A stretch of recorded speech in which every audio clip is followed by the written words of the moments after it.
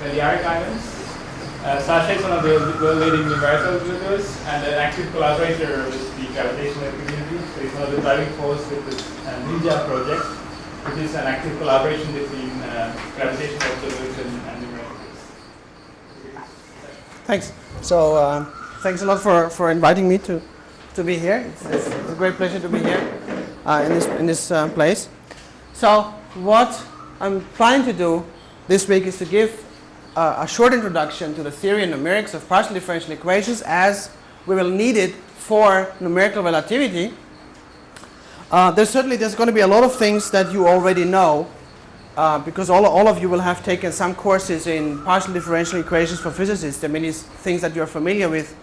What I try to somehow focus, I will review some of the material in a bit in a fashion like Thomas before, review some of the things that you already know, fill in the details, some of the special points, and some of the emphasis that we will need to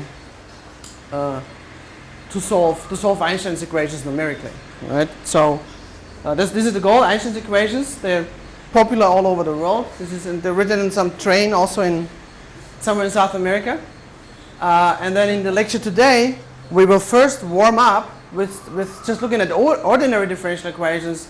So here, for example, this is a solution. This red ball of wool here is a solution of some ordinary differential equations which describe the post-Newtonian approximation to general relativity, where we just describe, for example, the in-spiral of black holes by point particle mechanics, like classical mechanics, with some equations which tend to be a bit more complicated. But they're certainly on the level of ordinary differential equation. There's also lots of interesting things which are going on. So what's the rough plan of these lectures? The details will certainly depend a bit on how things are going, on your interests, on your questions. So we'll start today with this introduction. First a bit of general words to warm us up. Then a basic theory of ordinary differential equations. Learning to solve ordinary differential equations with Runge-Kutta methods, understanding convergence and error. Tomorrow we'll enter into partial differential equations. We'll start with more theoretical concepts, and we will focus on the initial value problem. There are other things which could do, for example, elliptic equation, and that I'll leave more to Mark in the second week. And we'll focus on concepts like well-posedness of an initial value problem, the concept of hyperbolicity, and try to relate this to some of the things that Thomas will touch upon in his 3+1 talk. Then the third lecture we'll talk about finite difference schemes, how we analyze the properties, how we analyze the stability of a finite difference scheme. And then in the fourth one we'll apply this to the wave equation, and depending on our speed we'll proceed to the Einstein equations in 1+1 dimensions, so either really just 2 dimensions or plane waves or spherical symmetry. And then lecture 5 we'll see how our speed is going, but at least half of this I want to devote to the idea of how we capture radiation, how we treat infinite domains. And the central point of this whole plan is certainly going to be the lab sessions. I have some examples prepared, and mostly in Python and Fortran. You're welcome to also use other languages, and what we're going to do, you almost see it here at the bottom. So we'll start with looking at some toy model ordinary differential equations today, and we'll proceed to post-Newtonian binary in-spiral, then we'll go to partial differential equations, look at the wave equation, and eventually looking at general relativity and spherical symmetry. So what are the goals of these lectures? To understand the basic problems that one faces in solving the Einstein equations as partial differential equations, and the basic ideas of how we can overcome these problems. So I'll be ready to get further details from the literature, but really the core point is to start to play with some actual code, to write some code, be able to solve some simple ODEs and partial differential equations, and be able to take this code home with you, take some examples home with you, so that you can play with it more, and maybe at some point even develop it into a small research project. And so this is the exercise sheet for today. That's the things that we want to do in the lab afterwards. Start by writing a simple code which can solve a system of ordinary differential equations. Use the Euler or Runge-Kutta 2 or Runge-Kutta 4 method. I'll talk about these methods afterwards. And solve some simple equations like a linear linear ODE, just one where you have a nonlinear source term, maybe just a polynomial with different orders, or maybe a trigonometric function. And then check convergence, quantify the numerical error in the way that we'll discuss now. How large can you make your time step, for example? What happens when the time step is too large? For some of these things, you can easily derive the exact solution. Does your solution converge to this exact solution? We'll talk briefly about round-off error. Is that a problem in solving things numerically?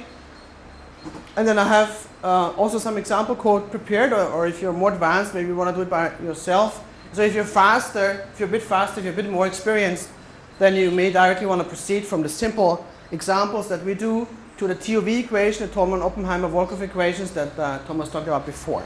Okay. Now I'll have these intermediate slides here just to talk a little bit about what computational infrastructures are actually available for numerical relativity. So for many problems, there's no need really to reinvent the wheel. There exists a lot of software for numerical relativity to do the algorithms or the tasks which are specific to this field. For example, there's a lot of specialized numerical library that you can use if you want to code up more complicated problems. Maybe you don't, for whatever, inverting matrices or for many other specific numerical problems. Maybe you want to do a simple example first to understand how it works. But then there are people who have devoted their lives to the efficient numerical solution of standard problems. They give you libraries for free. Maybe you want to use them. But certainly, so before getting any deeper into numerical relativity, doing 3 dimensions, doing complicated things, I think a very, very, very good thing to do is to start with your own homegrown, one-dimensional, so one space dimension, one time dimension code, to get familiar with many of these concepts, to get familiar with the formation of a black hole, to get familiar with the 3+1 decomposition that you learn about this week. Should you program that? Well, there's an infinite choice of programming language. Which one should you choose? Well, the one that you're familiar with, right? Because you want to learn about the physics, and so choose the tool that you're familiar with. You may be familiar with C or C++ or Fortran. I wrote Fortran greater or equal to 90, Fortran 90 or 95 for the more advanced ones. Don't use Fortran 77. It's usually, if this is the thing that you're familiar with, fine. But it's not quite adequate, I think. People who do great, large infrastructures for three-dimensional simulations and supercomputers, they would usually use one of these languages. But in order to do simple problems which are more focused on, the direct science without large computational needs, just consider working with MATLAB or Python, for example, which is what I prepared the examples with, or Mathematica. And just consider only use such languages if it's really necessary. You will save yourself a lot of time. Maybe I just ask, so who actually has some experience with numerical programming in any Mark? who for example, all right, one. So who has, all right, 10, all right, okay, great. So who has done differential equations in particular? So who has done ODEs, for example? All right, many of you. Partial differential equations, or some. All right. So who is familiar with Python, Fortran, C? All right. I dislike C. But it's fun to use. All right. I think we have some competence for all of these to help you with your problems. So I have example problems prepared. I will make them available to you. I think for these simple exercises, try to start your own way of doing things, unless it's really hard, you find it hard, and just maybe proceed to look at the examples. But first try it your own way, and then maybe look at the example to compare how things can be done differently, or maybe it's done in the same way that you've done it. Okay? All right. Let's just skip over these other things here. There's a number of general infrastructure which is available. There's a big package which is called Cactus, which can help you to do parallelization. There's some other ones. Actually, I don't want to go too much into this, but you will have access to the slides and you can look at these things. You can look at some of the URLs, explore the web pages if you want. So, what's our task? Our task is to solve Einstein's equations. Here they are. We saw them this morning. The Einstein equations, they look very, very elegant, right? The Einstein tensor is equal to the energy momentum tensor. The problem is that if you actually expand this out, as we have already seen, you expand the Riemann tensor out into Christoffels. You expand the Christoffels into partial differential equations of the metric, it gets a big mess. Okay? These things, obviously, they can be written as partial differential equations, but it's not so clear what type of partial differential equations they actually are. They're a very complicated set of coupled nonlinear equations. In order to give them a specific type, we have to somehow fix the coordinates. But depending on what kind of coordinate system we use, we get different properties. And it's somehow the geometric part and how to interpret this procedure. You will learn all of this from Thomas. Let's proceed to some of the basic principle, how to solve a problem numerically. And one of the key concepts to understand is the conditioning of a numerical problem. Let's just do something very simple. Consider a model problem. Some function, maybe nonlinear, of two variables, f of x and y is 0. Okay? And now a basic question is, how accurately can you solve this equation? How accurately can you determine the answer y in terms of the input x? So how sensitive is this dependence? And there's a general concept that one can define. It's the condition number, which we'll call k, which somehow quantifies the worst possible effect on the answer y when we perturb x. Okay? So consider these perturbed equations, so f of x plus delta x, y plus delta y is 0. And then what we can define is this following quantity k, which is the maximum over perturbations delta x, which is the relative delta y, so delta y divided by the normal y divided by delta x divided by the normal x. Okay? So if this number is small, then it's easy to define an accurate answer. Okay, and we call this problem well conditioned. And if k is large, we call it ill conditioned. Obviously, this is a bit of a fuzzy concept right now. So what does it mean, small and large? Well, one has to find out and look at the problem. It's not precisely defined. If k is infinite, then you will not be able then this problem is somehow infinitely sensitive on the input. I will talk about an ill-posed or unstable problem. And if k is finite, we call it well-posed. Now, note that if it's ill-posed, it's just you can't find a solution. It's not practical. If this models a certain physical question that they want to answer, you have to formulate your problem in a different way. Okay, because this way it just doesn't work. If k is finite, it's a well. That it depends very much on the problem, and you have to see. Okay. In some sense, you can also use this for comparison. Some method works better, some works not that well. There is, for example, if you look at the literature, we'll not discuss this in detail. If you look at matrix operation, like matrix inversion, that usually uses this kind of conditioning number to see whether it's going to work well or not. Separate topic of linear algebra that we're not going to talk about. At the moment, we just use this to somehow get some intuition of the basic concepts. Okay. Just to somehow order our mind a bit, not in the sense of trying to give this now a precise number. Okay. So let's start with ODEs. ODEs are simple. All of you have experience with solving ODEs, and it's good to review the basic properties before proceeding to PDEs. Okay. And many of the things that we'll do afterwards with PDEs, they will directly build upon the things we will learn about ODEs. One thing that's very convenient is we can always write an ODE system in first order differential form. This is some kind of normal form for us. So here we have yi prime of t equals some function f, which can depend on t and y. So here we have an index. So y is a vector. We will also call this the state vector. So the number of components here is the number of differential equations. We use t as our independent variable. If we have some higher order differential systems, for example, here we would have y double prime equals f. we can just convert this to first order form by introducing new variables. So here, for example, in this case, we would introduce a new variable v, which is y prime, and then the system of differential equations to solve is y prime equals v prime equals f. Right? This is very convenient because now all kinds of differential equations, they can be put into some standard form, which makes it easier to develop standard methods to solve them.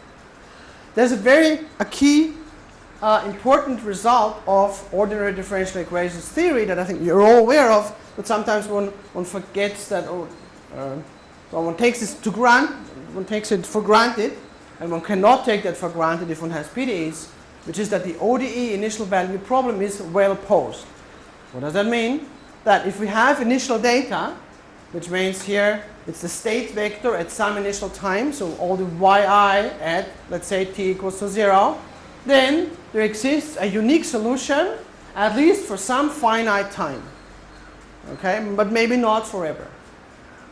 So a global solution, we call a global solution then a solution where we can let t go to plus infinity or minus infinity, may or may not exist. In fact, for nonlinear ordinary differential equations, typically solutions do blow up in finite time. So a simple standard example, always the same example, right, is this one. Y prime equals lambda y squared, a simple nonlinear differential equation. Take some initial data, you can easily find the exact solution. Y of t is y0 divided by ty0 minus 1. And obviously if ty0 minus 1 vanishes, then your solution blows up. And this happens in finite time. The Einstein equations, for example, have this feature as well, that in a general situation where in some sense, which has to be made precise, the fields are very strong, the gravitational field is very strong, they tend to form singularities, which means that the Riemann, the curvature becomes infinite, okay? And they do this in finite time, okay? That happens to, for example, inside of black hole horizons, you tend to form singularities. Also, another complication that may arise, which we do not have time to explore, is that the solutions of ordinary differential equations, they may be chaotic in nature. I think I'm sure you're all familiar with these Lorentz equations, the Lorentz attractor. This is a very, a very, very simple system of differential equations which models all kinds of things. It was initially invented to model a simple way of atmospheric convection, models also all kinds of other things. So these equations, they are deterministic, which means once you specify an exact solution, once you specify initial data, the solution is specified for all times, but they're very sensitive to changes to the initial data. And there's a very precise way of quantifying this in terms of chaos. So this system is ill-conditioned, but it's not ill-posed. So it's a well-posed problem. You can find a solution, but it depends sensitively on what you put in. I was going to talk a little bit about ODE boundary value problems, but I will actually not do this. For example, ODE boundary value problems, they arise when you have stationary solutions. Maybe you have an elliptic equation that comes from looking at stationary solutions or eigenvalue problems. And then if you reduce them in a symmetry, like spherical symmetry, you will get ODEs. If you look at ODE boundary value problems, there are standard methods to do them. One is called shooting and matching. Maybe you've used this before. You can solve it directly. And some of this I think will be done by Mark next week when he looks at elliptic equations. So I'll just mention this here, but we're not going to really do this, and we focus on the initial value problem. Okay. So next level of complication is, let's look at systems. Let's look at first at linear systems of ODEs. And further simplification, let's look at constant coefficient systems. So constant coefficient, we have here a system, yi prime equals some matrix times y. And we just fix this matrix. It doesn't depend on time. If you let it depend on time, we can still apply more or less what we say here, but we just have to apply like at every instant over short periods of time. Okay? If you would like to carry what we learn about linear systems over to nonlinear equations, what we could think of in terms of perturbations around some particular nonlinear solutions. These perturbations could be stable, they could be unstable. But let's first just look at this simple case. And so there's a very nice thing that in this case you can actually solve the ODE system explicitly by just saying your solution as a function of time is just e to the so the exponential function of this matrix A, which is again is a matrix operator applied to the initial state vector. Okay. So now this is very nice, and we'll do this in particular because the same form we will use this tomorrow to understand what happens for partial differential equations. What would you have to do now to write this down explicitly? Well, we have to compute this matrix exponential here. So let's just check how one computes a matrix exponential. And this is quite it's convenient to do this by transforming this matrix to what is called the Jordan normal form. What is the Jordan normal form? It's to write the matrix, so to use the similarity transformation of the matrix, to write it as a diagonal matrix plus a nilpotent matrix. So n to the power of n, for some n it's going to be 0. And then you can write this in this form. Actually, last night I discovered that I made a stupid typo here, because here I write e to the iakt. It should just be e to the at. Okay? I just left this as a reminder because why did I write this here? Because I just copy and paste this from tomorrow's lecture about PDEs. Okay? And so for PDEs, we have the same thing, except that for PDEs we have derivative operators, and we'll discuss derivative operators in the frequency domain. And in the frequency domain, if you take derivatives, it's like d by dx is multiplication with I times the wave vector k, and that's why I have this ik, which it shouldn't belong here. But tomorrow they'll be right here, and that's why we do this, because it's the connection with partial differential equations which we're interested in. So let's just write e to the at, and then we can write this after the splitting. We can write this with the diagonal part and the nilpotent part. And for example, we can split off the nilpotent one, because we can write as a power series, and of course this power series will terminate at some point because n to the power of n is 0. Okay, just to remind us how this works in principle, mention this the Jordan form of a matrix and see that the matrix exponential plays a role here. Also, what this makes clear is now that we can understand the behavior of these solutions in terms of the linear algebra properties of this matrix A, in particular the eigenvalues and eigenvectors and eigenvalues of this matrix A, right? So here, for example, if the real part of the eigenvalues is negative, inserting this here and forgetting about the ik, then we see that these solutions relax to some stable steady state because they're just damped out with these negative eigenvalues. Okay, so we have some simple picture. We have seen that constant coefficient linear ODEs, we can write down the solution explicitly in terms of the matrix exponential. We have seen how to compute a matrix exponential, but general ODEs, even linear ones, it's quite typical to not be able to solve them analytically. Right? You can look at books of solutions of exact solutions of ODEs, or thick books. There are many exact solutions, but it's just a measure 0 of all the possible ODEs. And in general, the one that you're interested in, you cannot really expect that you will be able to find an exact solution. So in general, we have to use numerical techniques to approximate the solution. All right, so let's start again with a simple example which we want to solve. A simple single ODE y prime equals some function f. And now we want to discretize this, okay? Consider this ODE on a discrete set of grid points.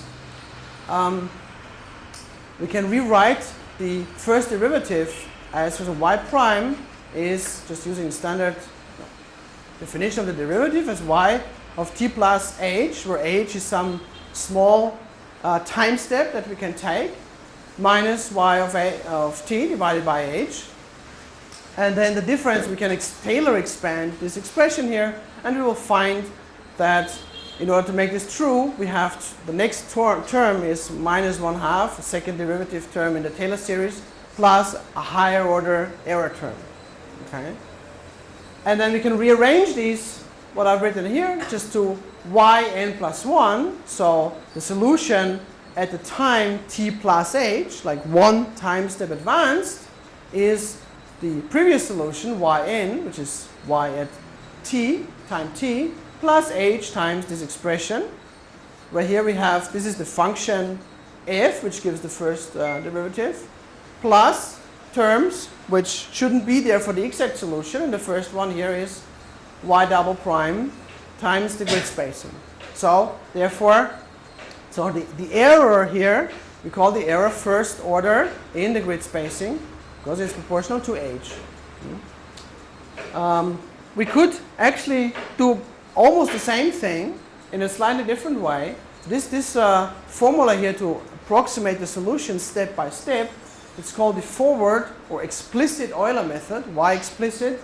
Because we have an explicit formula how to go from step number n to step number n plus 1. Right? If we know the data at step number n, we can explicitly compute how to advance the solution to step number n plus 1. It's explicit. We could also have done this difference here in the other direction. Okay? And then we would have obtained yn plus 1 equals yn plus hf, but now f evaluated at the next time step. Okay? That's an equally valid approximation. It's not explicit, because here, in order to know what is yn plus 1, we have to solve this equation. We can do this in whatever, with Newton's method or some other method to approximately solve a nonlinear equation. Why would you do this? It's much more complicated and seems to give you the same thing as here. Well, it turns out in some cases this is an advantage. Typically what happens is that if you do this method, you can just take larger time steps. Okay? And if you do take larger time steps, you have to somehow expect that maybe your accuracy is not going to be as good, but there are many equations where you will have reasonable accuracy by choosing a larger time step than what would be admitted by just using this method. We're looking at this later. So we have to say that there's an error term if you use this simple Euler method. It's first order. It's proportional to this grid spacing h. And certainly we should be able to do better than that. We should be able to derive an approximation which is of higher order, which is more accurate. Okay? It's not order of h, but order of h squared, h cubed, whatever. Right? So we could just use a higher order Taylor approximation to achieve such a better algorithm. Another question that is important is to ask, well, this Euler method which we just derived, does it actually work? This is not at all obvious. Does the numerical approximation converge? Certainly we're not interested in the solution for finite h, for finite grid spacing. We want to know the continuum solution. Okay? So we want to get an approximation to the continuum solution and understand what is the error. That's the only thing that we care about. Okay? And it's not so obvious that this Euler method is actually work, because to advance this from our initial time to a certain final time, we have to take many time steps. If the h, the delta, the grid spacing is smaller, we think we can do things more accurately, but we also need more time steps. But in the limit h goes to 0, we need infinitely many time steps. And if you if you iterate for infinitely many steps, well, things could also blow up. They don't have to converge, they could just become infinite. They could blow up, and we have to convince ourselves that this is not going to happen. Okay? And we can anticipate that maybe for some algorithms this is going to work. This infinite sum of steps will converge, but for bad algorithms it won't. That we have to we should know in advance if a certain algorithm is good or bad. Now let's define a concept called the local truncation error. Sorry, this is not order error. And so this is the difference between the exact and the numerical solution by just taking one step. So we assume that we start with exact data, and now we advance our approximation by just one step. So let's write this down. So this is the solution here, advanced by one step. So yn plus 1. It's going to be some function. I just call this r here. What can it depend on? Well, it can depend on, for example, the previous time, the previous solution yn. We have seen this non-explicit, implicit method where it also depends on yn plus 1. It could in addition depend on a series of previous time steps, yn minus 1, yn minus 2, and so on, if we make a more complicated scheme, and of course the grid spacing. Now let's define this local truncation error. We call it delta. So delta at the step n plus 1 at grid spacing h is now r, this expression, evaluated for an exact solution up to time step n. So now we have here some tn. This is the new solution, but then the previous one is just y of tn, the true solution previous time steps, minus the correct solution at time step tn plus 1. Okay, so this is the local truncation error, the error that we make by one time step. And then we call a method consistent if this limit for grid spacing goes to 0 of the error divided by the grid spacing goes to 0. Okay, this may look a little bit counterintuitive, right? But why is it not enough that the error goes to 0? Why does it have to go 0 to 0 faster than h? Okay. Now let's try to understand this. So the first thing is that we can actually call the method convergent of a certain order p if this local truncation error goes like order of h to the p plus 1. So we would call it convergent of order 1 if this error goes like order of h squared. So it has to go like, yeah. Can you again explain the local truncation error? Sorry? Can you again explain the local truncation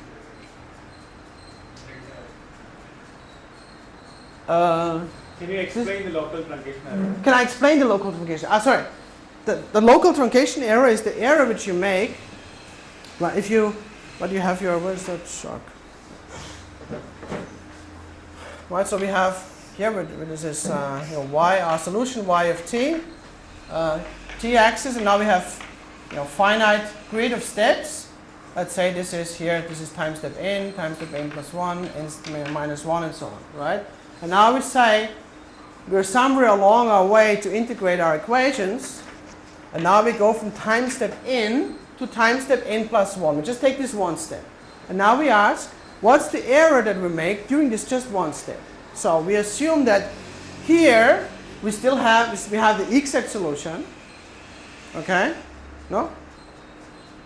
So right, we assume that up to here we have integrated without any error. So here we have the exact solution. And then we advance the solution by just one more step. Right? From here, just go h, just h like delta t, further. Okay? And so this is exactly the expression that we compute here. It's just the difference of, this is the expression that tells us how to advance one step further. And so here we subtract the true solution at time step tn plus 1. Okay, this is straightforward definition. So you assume that we know the true solution at tn plus 1 as well. Right, right. So, this yn plus 1 is actually y of tn plus 1. Yn plus 1 is here. So here we take, the true solution y evaluated at this time, and here we take the iteration at point n plus 1. Okay? Yeah. Okay. So for example, so in this language here, the Euler method that we have derived before, it is consistent and it's of order 1. Okay. If you just go back to what we had before for the Euler method, we can see that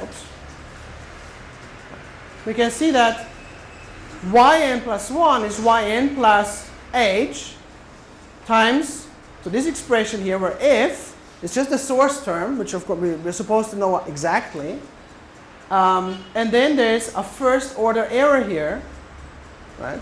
So this means that so we have one order which just comes from taking this step of order h, of size h. But then the actual error that we make in evaluating our source function f has first order errors proportional to h.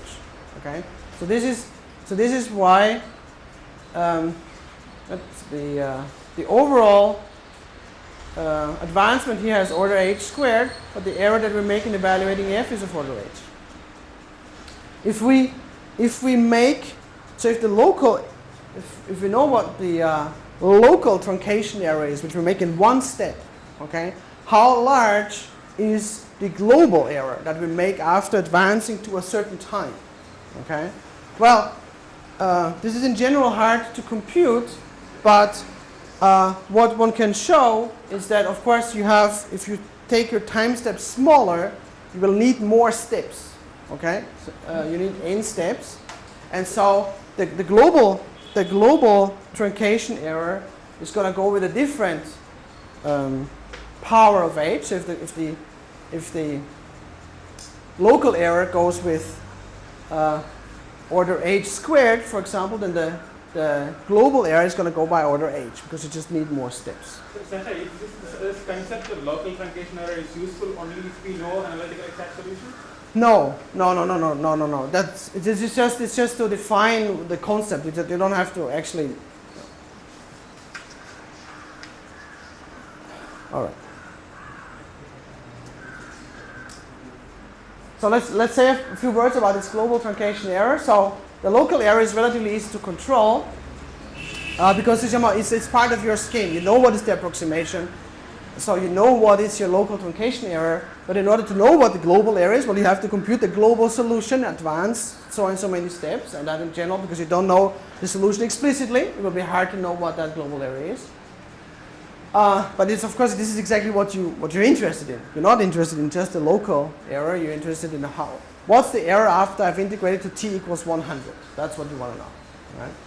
So in this limit, the grid spacing goes to 0. We need infinitely many steps. And so, as I said before, we can suspect that there may be bad methods which actually don't let us carry out this limit. Which is the solution that diverges by adding infinitely many steps. Okay? And so we'll call this an unstable scheme where somehow making a tiny error in each step will actually diverge in the limit. And then the global error of a pth order scheme which converges will be order of h to the order of h to the power of p. Where the local truncation error was order of h to the p plus 1, and the global error by integrating up all these steps is one order lower. Okay.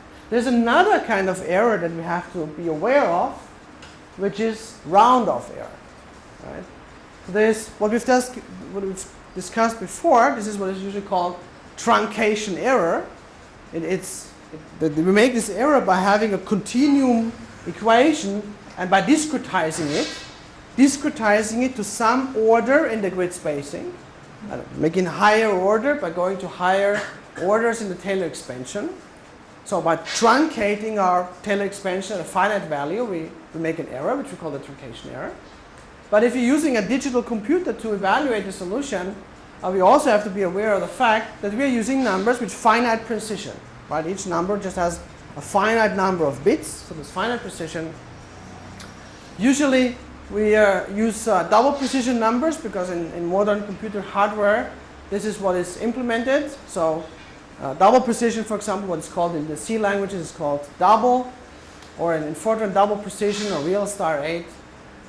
These are is a format which has 64 bits or 8 bytes, and it has a precision of about 16 decimal digits, right? So this is standard numbers that you work with when you use a numerical scheme on a computer. There's another standard format which is single precision or real star 4 in Fortran, which is somehow it's 32 bits. It has half the information, so roughly half the decimal digits of correctness. Okay. There are other numbers that you may encounter in the output of a computer program, like inf or none, where none, so inf stands for infinity, none stands for not a number. So if the computer is not able to process a calculation, for example, because your calculation is 1 divided by 0, it's undefined, and in such case where the calculation is undefined, it will give you back either, for example, either inf or none, not a number. Right? So one way of getting such numbers is obviously if your code is wrong, or this previous simple ODE, which blows up after a finite time, right? At this time, t y0 equals 1, your code is likely to produce either inf or none, because there's no finite number now to store the result. In general, so for example, single precision numbers that just take half the space, half the memory. In general, I would say it's wise to always use double precision and only use single precision unless you really know what you're doing. And even then, maybe not. Okay, better not. Sometimes, but I would say very rarely in astrophysical simulation, it may be useful to use quadruple precision, which is like double this information here, 128 bits. Okay. Just because maybe you're looking at a very, very subtle effect, you need extra precision. It happens sometimes. But these numbers are not really operating on these numbers is not implemented in the hardware directly. So it's much, much slower, easily an order of magnitude slower than working with double precision numbers. Okay. All right. Let's look at this problem which we've raised before, numerical stability of ordinary differential equations. So can we actually, does this approximation method actually work? Does it give us a solution? Let's look at this, looking at a very, very simple, the standard example, just a simple, single, linear, ordinary differential equation, y prime equals lambda y. Okay, with some initial data, y of 0 is some number, y0. We already know what's the exact solution of this. So this is y of t is y0 e to the lambda t. Right? Now, the behavior of this solution obviously depends a lot on the sign of lambda. If lambda is positive, we will not be surprised that there are problems in the precision because this actually blows up with time. But if lambda equals negative, then this solution is quite harmless because it actually damps out. So we wouldn't really expect any trouble. Right? Okay, let's just apply the simplest scheme that we have learned so far. So the forward Euler scheme, explicit Euler algorithm to this equation. So we have this iterative scheme, yn plus 1 equals yn plus h times the right hand side, so plus h y prime is yn plus h lambda yn. Okay. So now we can ask whether this sequence is converging. So we can do the standard convergence test. If we look at the ratio of yn plus 1 divided by yn, and we find this is the absolute value of 1 plus h lambda. Just reading it off from here, right? Pulling out the yn, we get 1 plus h lambda. So we have to find out now for the convergence test whether the absolute value of this number here is larger than 1 or smaller than 1. If let's assume also for simplicity that we're actually marching forward in time so that the h, the time step, is positive. Of course, if h is negative, this is the same thing as changing the sign in lambda here for the purpose of the algorithm. Right? So, if lambda is positive, then we're not surprised that things grow exponentially, the true solution and the numerical solution. If lambda is smaller than 0, then the analytical solution decreases exponentially. But the numerical solution only does this if this sequence here converges. And we can easily see that this will only happen for h lambda is larger than minus 2. Assuming that h, let's for simplicity assume again that h is positive. Right? So this means that if h in comparison with lambda is too large, this is not going to work. Okay? And one of the exercises that you should do afterwards is implement this scheme numerically, integrate the equation, and see what happens. What happens if h times satisfies this relation or it violates it? What does the solution look like? Okay, you can also compare, of course, with the exact solution and see what's the difference. Yeah? You will see that so for larger, if the time step is too large, then the numerical solution also exhibits exponential growth, and your algorithm becomes unstable and doesn't approximate the actual solution of the continuum problem. There's a particular technical term which we don't have time to go into this later, but I think it's important to have it heard once and have it heard in connection with this simple example here, which is so-called stiff systems of ODE, stiff systems of ODEs, which essentially show this behavior that when some of the eigenvalues of the right-hand side are negative, you have to restrict very much the time step. Essentially in the way that we've seen it here, except that when you have systems of ODEs where you have different eigenvalues which can be very different, and some eigenvalues are much smaller than others, then this problem can become even more severe, and in such cases you call an ODE system stiff. This is basically one word somehow. Stiff means that very small or surprisingly small time steps are required, which means very small time steps required means that first of all it's going to take you longer to solve this equation, and if the number of time steps is extreme, you will need an extreme number of iterations where maybe you even get problems with the round-off error, because at each iteration you pick up a little bit of round-off error. So even if the computer time is not a problem, if you take an extreme number of time steps, this could go wrong. I would say let's follow Thomas' good example and let's take 2 minutes break. Just to refresh us.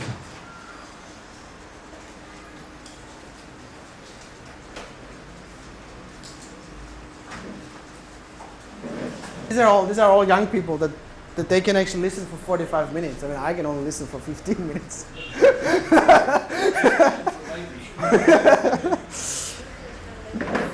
Okay, so all right, let's just start off with the last slide we had before. Right, so what we do here? We just did a very, very simple calculation, and we'll see afterwards in the lab how it plays out when we do the real solution, the iteration. In the simple calculation, we can see that even if we just have such a simple example, we may be forced to use a surprisingly small time step in the case where the solution in principle is quite harmless, namely it decays. Okay? It doesn't blow up at all. Nothing bad happens to the solution. If you have systems of ODEs which have maybe this kind of damping terms, but damping terms of very different size, sometimes some of the components are a little bit damped, others are strongly damped, then what can happen is that this phenomenon which we have seen here, that we are forced to take very small time steps, it may become even more severe. Okay? Well, more severe is a fuzzy concept, like well-conditioned. You have to see it in the practice, how it plays out. Okay? But there's this general notion of stiff systems where it's more in a very fuzzy way characterizing ODE systems where you have to take these very, very small time steps, and usually this comes because there are some components in the ODE system which are strongly damped, just like here, the single equation. Then you have to take small time steps. All right. Now, so this was our understanding of the Euler scheme. The Euler scheme just has a first-order error. Would certainly be more useful, interesting to have more accurate approximations. And the basic idea is very simple. Just approximate the derivative y prime more accurately by wider stencil, wider finite difference in stencil, a larger, a higher order polynomial, and then compute coefficients again just with a Taylor expansion. There are many incarnations of methods to solve ODEs. One that is kind of a really very standard scheme, idea very simple. These are called the Runge-Kutta schemes, or more precisely the explicit Runge-Kutta schemes. These are schemes which advance the solution by one step in an explicit way. Like you can compute yn plus 1 from the previous solution, yn at previous time step, plus some correction term which you have to compute, so this correction term, it takes some standard complicated form. Don't it's just for reference. We'll look at it, simple examples afterwards. And obviously the Euler method, for example, is just an example where if you compare this afterwards, just compare this what we had here with our formula for the Euler method. So that seems to be fitting in. Now just taking this to one order better accuracy, a method that probably many of you have already coded up. Runge-Kutta 2, for short RK2, also known as the midpoint method. And here we can write this advancement algorithm by one step as yn plus 1 is yn plus this formula here, which looks slightly complicated, so let's just take it apart. So here we have our times the h times the function f, which is the right-hand side function. And here we have evaluated this at, we advance the time by just 1/2 time step, so we have tn plus 1/2 h. And then for the right-hand side, so the right-hand side function depends on time and the solution y. Time is advanced by 1/2 step, and the solution is advanced by 1/2 h times the right-hand side. So we advance both time and the solution approximately to the midpoint, right? T plus h over 2, that's why it's called the midpoint method. Here actually I have written a simple, so this is actually just a Python code for first here for the Euler step and for the Runge-Kutta 2 step, right? So here, let's just see what this example looks in actual code. We would have a function Euler step, which takes as the input the state vector u, what we call y here, the time, the delta t, which here we call h, and the right-hand side function. Right-hand side is a function of u and t. And the basic advancement formula is u prime or u plus, it stands for u plus, so the next time step is u plus delta t times the right-hand side. That was the Euler formula. Right? Here these two lines are just to allocate memory for the arrays which we named. And then in the Runge-Kutta 2 step, we just have two steps here. We have two function evaluations, right? Here we have to evaluate the right-hand side function here, and we have to do the second time here. So we have two function evaluations. And we can do this here as writing our new solution as, u plus is u plus some term which has two contributions from the two function evaluations, which we call k1 and k2. The first one is this one here, dt times the right-hand side of u and t, previous one. And the next one is this one here, where we have advanced both the time and the solution by 1/2 time step. So this is this one here. Okay.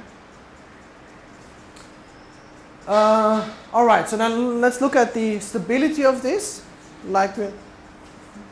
Just yeah. out of curiosity, is that really exactly the same? Or it seems to me up there in the transparency you evaluated f at half the points. Yeah.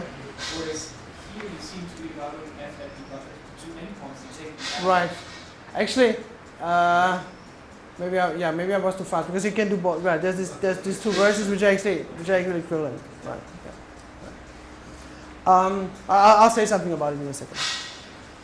So, what was it? Right. So let's look at this. Let's look at the stability of this scheme. And so we consider this simple model equation y prime equals lambda y. So now in general, we can, for such a simple method, we will have that yn plus 1 is some object which I call here q, which depends on h and lambda times yn. So this is like the update operator, okay? Which updates the solution by one step. It depends on the right-hand side here lambda, and it depends on the time step h. Now it turns out, and it's actually not so hard to check this, at least for a few examples, that this function here is actually a polynomial of its argument for these Runge-Kutta methods of order p. And because, maybe not surprisingly, because we have seen that the solution of this equation is e to the lambda t, our approximation is just taking e to the z to some order. Okay, so this function, sorry, this should be a q here. This should be q of z. So this is going to be the exponential function plus some correction term, which is responsible for this method not being exact, but it's just an approximation. And then the solution will be stable, means it decays, it doesn't grow exponentially, if the norm of this is smaller than 1. We could define something like a standard pth order Runge-Kutta method, where we just take the standard Taylor series expression for the exponential and we just stop this at order p. So then the error term would then be of order p plus 1, which is the next term in the expansion of this exponential here. Okay. For a given order, there may be different ways of writing things, which essentially, if you linearize them, they're all equivalent and they just correspond to this formula. If they're nonlinear, there may be small differences. Since our simple stability analysis just uses linear equations, for the stability, all these nonlinear differences, they don't really matter. And so there's this which I didn't actually notice before. There are different ways of Runge-Kutta, writing Runge-Kutta. These are just two different options. But on the linear level, on the level of this equation, on this expression, they are the same. All right. And then we can just take the whole game 2 orders higher. Runge-Kutta 4, this is known as the classical Runge-Kutta method. It's more complicated, but it's still relatively simple. So this has been like the preferred workhorse algorithm for many applications. In numerical relativity, it's quite popular. It's what we quite typically use to advance in time the solution of partial differential equations. It's fourth order accurate. It has 4 function evaluations. I'm sorry for I didn't actually notice this before. I'm quite inconsistent with how I call my right hand side function. So it's like capital F and small f. Here it's called S.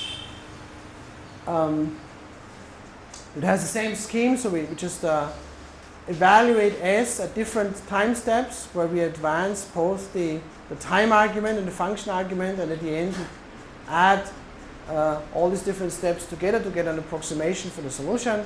And here we do this fourth order accurate, so the error term is of order of delta t or h to the 5th. We could compute the maximum time step for this equation. Let's say for simplicity, before we have computed maximum time step here as a function of h times lambda.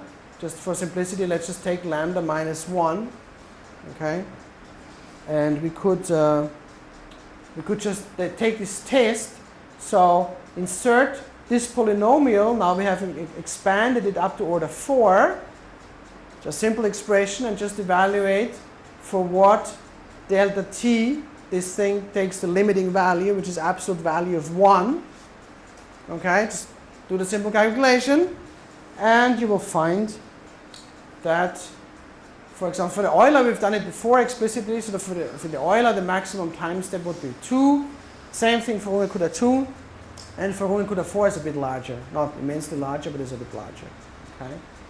So we will do something very similar when we do partial differential equations, where we can use the same algorithms to advance the partial differential equations, but the fundamental time step limits will be different. There will be different numbers. We can see here, for example, we can also ask, what's the maximum time step. We can ask what's the computational cost per time step, right? How many, for example, if you know how expensive is it to evaluate this right-hand side function, then this gives you the fundamental unit of computational cost of your calculation, and then you can say how often does a particular algorithm, Euler versus Runge-Kutta 2 versus Runge-Kutta 4, ask you to evaluate this right-hand side function. So here we have For Euler, we just have one evaluation. Runge-Kutta 2, 2 evaluations. Runge-Kutta 4, 4 evaluations, right? So these more accurate schemes, they are more expensive per time step. So for example, for a given number of time steps, obviously Runge-Kutta 4 is the most expensive, 4 times as expensive as Euler. But the error is much smaller. It grows, so it decreases by h to the 4th. It decreases very, very fast. So for a given small global error that you want to achieve, Runge-Kutta 4 will be the cheapest of the 3 methods. Okay? And so much, the smaller the grid spacing, the more you gain by using the more accurate method. So by Euler method, you mean by forward and backward both? Sorry? There is a comparison between RT4 and backward Euler. So just to make this clear, right? So we can use these explicit schemes, which is essentially what I'm talking about now, where we have an explicit formula how to advance from the previous time step to the next time step, right? And then for these, as we have seen in our explicit calculation, we have these limits on the time step, okay? Right, just to really make it clear right here, we have done it explicitly, the explicit calculation for the Euler method, but in general, writing this for a more general method, we can see that if you want this number to be smaller than 1, we can always achieve this by making h very small. Okay? So what this condition really tells us that depending on what the equation is, this will force us to make a sufficiently small time step. Depending on the equation, depending on the method which we use. Right?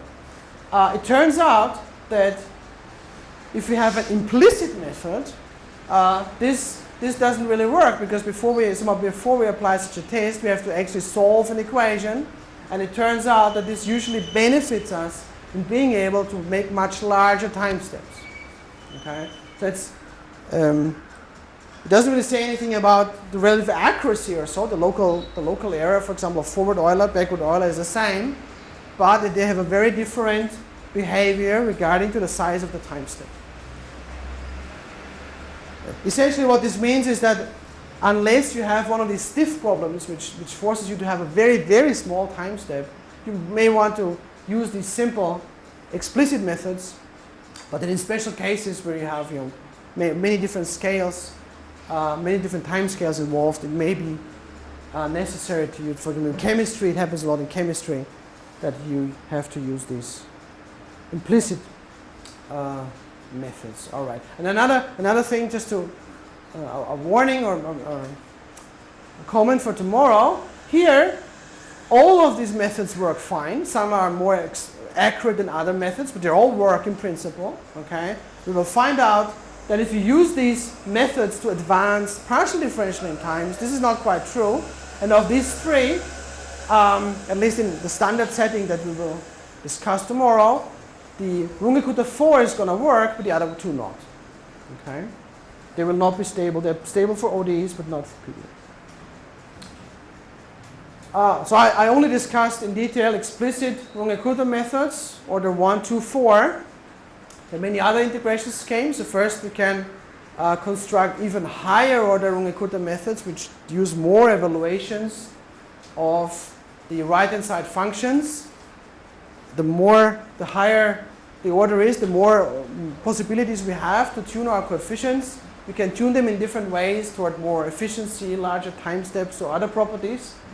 For certain reasons that, for example, in practice are connected with the fact that in PDE applications very often we use mesh refinement. There are meshes of different sizes which we can evolve at different times, and they have to communicate with each other. It turns out that it's unproportionally complex and difficult to use higher order Runge-Kutta methods. So usually it's most convenient to just stop at order 4, or more just at order 3, Runge-Kutta 3. Runge-Kutta methods are one-step methods, right? They construct the solution at the next step in terms of the solution at the previous step. We could also use methods which are called multi-step, or somehow we reuse previous information, right? So here we go from this point to this point, but we could just have saved all these ones, right? and just reuse them in the calculation if you want. And this is called multi-step methods. A very standard class of such methods, for example, is a class of Adams-Beshforth methods, just to have heard that. Maybe you have even used this in the past. Very often you have problems where you have to vary the step size, maybe just because the right-hand side function that you integrate, right, in some region varies very slowly, in another region varies very fast, and so you may have to adapt your step size as well, which for Runge-Kutta methods is very, very simple, because since you just take one step at a time, right, you say, I've decided to take here this a step of size h. Once I've done with my step, I can just say, okay, and now I take a smaller step. You have this freedom to do it. And now I find, okay, my solution here doesn't vary so much, now I take a larger step. Because it's just one step, these steps are independent, and you just do that. Okay, very simple. Yeah, you have to figure out a criterion for how you vary the step, which may be because you analyze your local error or other things, but that's a separate topic. Okay. Right, and there's another thing just to have that mentioned, that if your system of ODEs has other special properties, and a typical example would be to have Hamiltonian systems in classical mechanics. You may know that so Hamiltonian systems, they have some geometric properties in the phase space. You can exploit them to construct more appropriate integrators for such systems. For example, you could think of integrators which preserve the energy, and these are typically known as geometric integrators. In particular cases, they're called symplectic integrators, and these would, for example, correspond to canonical transformations of such Hamiltonian systems, which also have wide areas of applications. Now let's look at some examples. What are typical examples for ODEs? Of course, a standard example for physicists is point particle mechanics. These are just systems of ODEs. In general relativity are partial differential equations. It's not initially obvious where ODEs come from, but it turns out if we do a so-called post-Newtonian expansion approximation of the Einstein equations, what one can do is to just expand the Einstein equations, powers of v over c, velocity of some particles in terms of the speed of light. Then, if this quantity v over c is small, this will be an excellent approximation, which, for example, works very, very well, extremely well for the solar system, and even for quite relativistic systems like the Haas-Taylor binary pulsar. And then within this Pn post-Newtonian approximation, we can actually describe, for example, a binary system of black holes or neutron stars emitting gravitational waves by just a point particle Hamiltonian and some energy loss term, right? Because it's such a system, it doesn't have conserved energy. It radiates energy, it radiates gravitational waves. That's how we can observe it. And we can just formulate this in a simple point particle description. Obviously, this point particle description is not perfect because if you have two black holes, two neutron stars, eventually they will merge together, form a single object. At that point, they will certainly not be well described by point particles. So this approximation has to break down somewhere, but it's actually extremely useful, and it's accurate over a wide range of this in-spiral process. There's one. So tomorrow, what we're going to do today in the lab, we will look at simple ODEs. Tomorrow, we will spend our time on actually integrating a simple version of these equations. The simplest case, we will look at so-called adiabatic in spiral. We just neglect the radial velocity in the source terms. Which you can also do this to quite some complication, but we just will do this to the most simple stage. So what we're going to do tomorrow, we will start with the energy of such a binary particle system, for example, as a function of the separation or the orbital frequency. So we'll compute this function, and how could we do this? Well, we could just actually do this with Newton's laws. Okay, so just for the actual dynamics of the orbit, as first approximation, just use Newton. We can also use Kepler's rule, right? The standard Kepler formula. orbital frequency squared times separation cubed is g times the mass. And then if you would want to make this more accurate, we would have these Pn expansions. So for example, if we convert this formula to omega squared as a function of r, then we have a leading order term, which is this one here, the Newtonian term. And then we would have 1 plus higher orders in V over C. It turns out for some expressions like this one, we don't have all the possible higher orders. Here we just have even powers, which play a role. With some coefficients, which we have to compute from Einstein's theory. Okay? So we have to compute these coefficients from full Einstein theory within our approximation. But after we've done this, we just have a point particle problem. Then we have to do a separate calculation, which is the energy loss minus dE by dt, or dE by dt, again to some order in V over C. And at leading order, this is the famous quadrupole formula, which I think is not so hard to derive, and I think it would be an excellent, it's not part of this course really, but I think it's, if you haven't done it, you have a little bit of experience in GR, just look quadrupole formula in any GR textbook, like Waltz, but in any other maybe, and just go through the calculations. It's not so hard. And then there's some magic going on.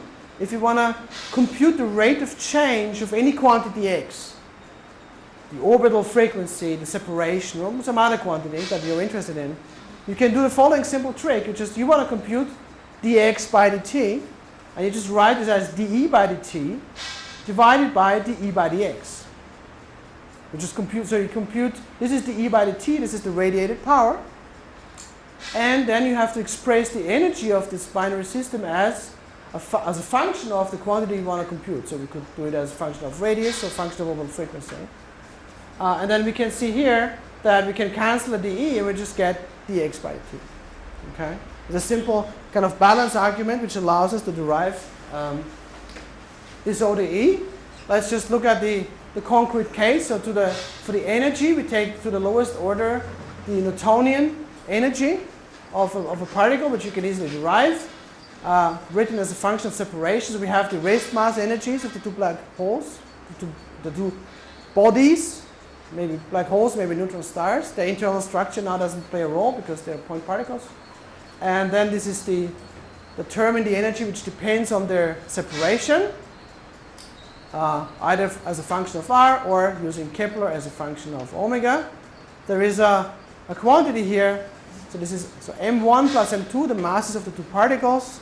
Then we have the total mass m, which is just m1 plus m2. I introduced this to make things a little bit more compact. And then there's another quantity which I introduced, eta, which is called the symmetric mass ratio. And this is m1 m2 divided by the total mass squared. You probably all know the reduced mass in the Kepler problem, which is just this thing here, m1 m2 divided by the total mass. So we have that eta is there for the reduced mass divided by the total mass to make the reduced mass dimensionless. Dimensionless quantities are great, very useful, and so we just have introduced this dimensionless mass ratio or reduced mass quantity. All right, then somebody has to compute for us the formula for the energy loss. Again, so there's a leading order term, this quadrupole formula, which is not, you can derive it by yourself. And then there will be higher order corrections for higher speeds, higher ratio of the mass of the speed of light.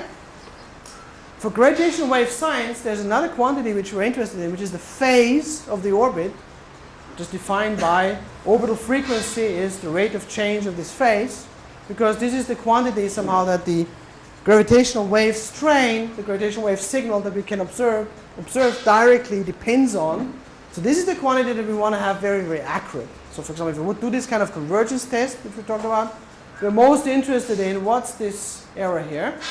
And so then tomorrow's exercise is just going to be compute these quantities for this astrophysical problem. Check the error. Here's for r of t, for example. I just wrote down what's the exact solution, just for comparison. And then in the last few minutes, let's look at this definition, how we quantify convergence, how we quantify error.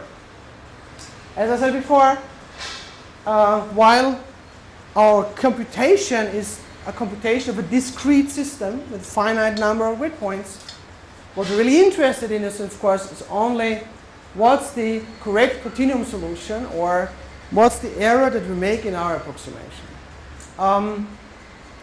This is nice. So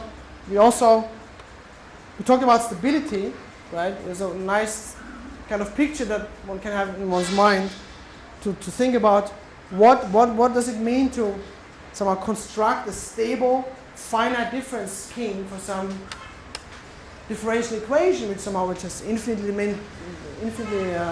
many degrees of freedom. Some of you can think of this as with some discretizing a system, discretizing a continuum system corresponds to some, maybe some kind of mechanical construction, like with sticks and things, like building a mechanical system, complicated, and then you want to have that stable. If you touch it a little bit, if you introduce some perturbation, you don't want the whole thing breaks down.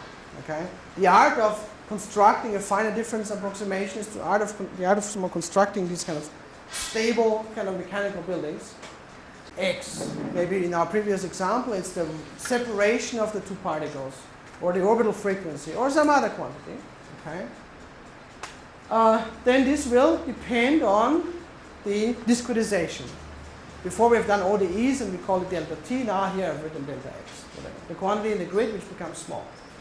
This what is going to be? It's going to be the true solution x0 of the continuum system, the one which corresponds to delta x goes to 0. The limit. Then there will be a part which is proportional to the delta x to some power.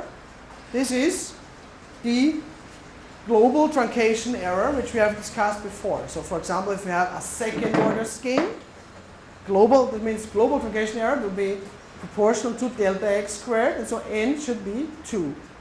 Right? Now n is only going to be 2, of course, in the limit that delta x goes to 0. Right? So there will be some higher order terms here as well, of course. And if delta x is small enough, we can neglect them. Okay? So then if we can neglect them, the only numbers here which characterize this expansion are x0, the true solution, n, and some unknown kind of error term, e. Okay? If you take 3 values of delta x, we can compute these 3 numbers, x0, e, and n. So we have to do, we call 3 resolutions, 3 values of delta x, and then we can compute x0, e, and n. Now, the way that one usually does this is the following logic, is that first we check what's the value of n. Okay? Is that consistent with our expectations? For example, you have coded up Kutta method. And so you could predict, according to the theory exposed in this lecture, that this number here is going to be 2. Code it up, you measure that number, you find it's 1. Okay? Well, why is it 1? There may be 2 fundamental reasons. One is it just didn't code it up correctly. Okay? The other one is that your delta x isn't small enough. If delta x becomes smaller, suddenly this approximation is better and better, and it's just going to approach 2. Okay? Let's assume this is the case, and you find eventually you make delta x smaller, and you find n is 1.9. Is this good news or bad news? Well, it depends. It probably means that you're just doing fine. Okay? Because you can't really expect this is 2.0000, because there always is higher order terms. If it's 1.9, it's just an ODE, it's cheap enough. Maybe you want to make delta x a little bit smaller, and now you find it's 1.95. And maybe that's a place where you can stop. Okay? If it's just 1.5, maybe you should make delta x smaller to check whether your precision is more accurate. But in some sense, it's a little bit of an art. There's no precise rule how to interpret this. You need a bit of feeling to do it. Okay. If you, let's say, you have coded up Kutta 2, and you find n is equal to 5. That may seem great. It's converging even better, right? But it doesn't. It's just what it means is the observation is different from your prediction, and the conclusions are exactly the same as if n would have just only been 1.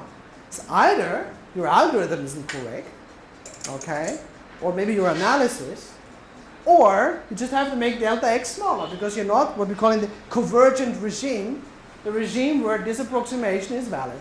Sure, if delta x is large, then how can it give you a faster convergence? So If delta x is larger than what you need, can it give still a faster convergence? Than sure, because I mean these are nonlinear terms. They can do whatever they want. Okay. 27. Yeah. If you're in a regime where your approximation doesn't really well approximate the actual solution, you can get whatever you want. And of course, there's no guarantee or complete insurance, right? If you find x is 2, so that n is 2, quite probably it means that you're doing fine, okay? Because if something goes wrong, quite possibly you wouldn't get the prediction. But there's no guarantee, okay? If before you say, okay, n equals 2, everything's fine, my solution is great, probably you should not just look at this number n, just look at your solution, look at your right-hand sides. Do you think that your solution is well approximated? Do you have good belief that this is a reasonable solution of your physical system? Maybe you have some extra quantities which you can evaluate as checks. Energy conservation, some other principles would tell you that this seems to be a reasonable solution. Okay. All right. So anyway, so once we have convinced ourselves that this converges reasonably well, we do believe that the approximation is valid, and then we can just proceed and with 3 resolutions compute the x0. And then we have a best guess for the true solution, and then from the next term we just can compute what seems to be the error. Okay? That's the basic idea. And just to finish last 2 minutes, let's just do a simple example how this works out. So let's just say now we choose, in the simplest case, let's choose a sequence of resolutions delta x, which is like h, h half, h quarters. Okay, simple ratios of 2 because this is just the easiest one. Let's apply this to this formula here. So let's now compute x of h over 2, and so on. And then what is very useful is to compute the following ratio, the difference of the 2 lower resolutions divided by the difference of the 2 higher ones. Right? We work this out, insert this formula, and we get that this is 2 to the n. So now it makes it very simple to check what is this factor. Does it look right? Well, I've said this thing here, right? So if this doesn't work out quite the way it is, there may be 2 reasons. But the algorithm just doesn't work, or h is not yet small enough. All right, so I think that's what we need for the moment. So the real interesting part starts in the afternoon. We're just trying to just follow these exercises here. So I will help you. I think Ajit will also help you. I'm not sure who's the other person. All right, great. And again, so I would say, just play around by yourself. And I think that the great thing is that we have 2 weeks time, and somehow next week Mark will more or less take over where we stop this week. So you do have some time. Try first by yourself. If ask for help, if it's necessary, or after you've tried a little bit, look at the prepared example. Because certainly you don't want to spend all the time just writing this code. You want to have time left over to run it and to interpret the results, right? Many people, they spend 99% of the time writing some new code, and they never have time to look at the results. You do it to learn something from how the results play out, right? And certainly in this school, we want to have time for that. All right, thanks very much.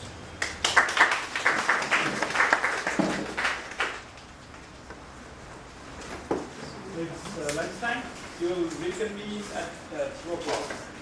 First, 90 will be a tutorial by Thomas, and then after that we have a coffee break, and observatories by Sascha. Yeah, so we